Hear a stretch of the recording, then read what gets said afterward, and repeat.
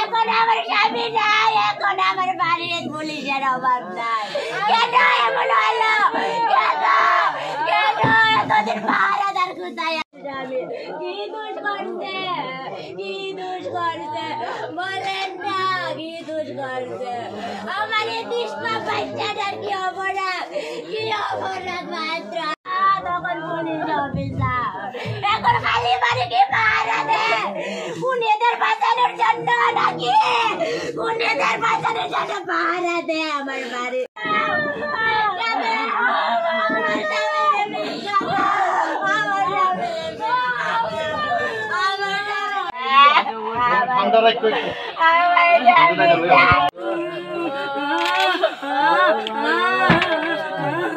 সঞ্জিত গোপালের বাড়িতে আছে, নিজে কাছে ফোন করে কোথায় আছে না? তখন পুলিশ অফিসার এখন খালি বাড়ি কি পাহারা দেয়? খুনিদের বাঁচানোর জন্য নাকি?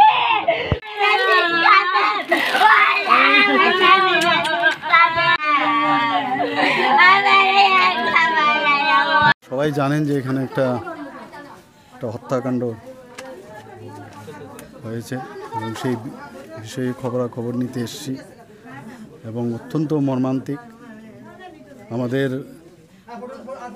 একটা বিশিষ্ট কার্যকর্তা এই মণ্ডলের করমছড়া মণ্ডলের যুব মোর্চার সভাপতি মিহির দাসকে নৃশংসভাবে কিছু দুর্বৃত্তরা মিলে ওনাকে খুন করেছে। তো এর জন্য আজকে আমি এখানে এসেছি। ওর মিসেসের সাথে আপনারা দেখেছেন কি অবস্থা, আর একটা ছোটো বাচ্চা ছেলে আছে। তো আমি এখানে প্রশাসনকে বলেছি, পুলিশকে বলেছি যে কোনো অবস্থায় যারা এর সাথে যুক্ত তাদেরকে কোনো অবস্থায় যেন ছাড়া না হয়। এখন পর্যন্ত ওদের পিছনে পুলিশ বিভিন্ন জায়গায় রেড করছে। আমি বলেছি যে জায়গায় হোক, যে কোনো অবস্থায় হোক, যাতে আইনের এই শাসন যে ত্রিপুরাতে আছে সেটা ওনারা প্রমাণ করুক, সেইভাবে আমি নির্দেশ দিয়ে গেছি এবং ওনারা কাজ করছেন। বিভিন্ন যেসব প্রমাণ এবং যারা সাক্ষ্য যারা দেখেছেন ওখানে উইটনেস, তাদেরও উনি সেইভাবে রিপোর্ট ওরা নিয়েছেন, সেইভাবে সামনে ওরা কাজ করবেন। আমাকে কথা দিয়েছেন, আমিও বলেছি যেভাবেই হোক যারা এর সাথে যুক্ত কাউকে ছাড়া হবে না।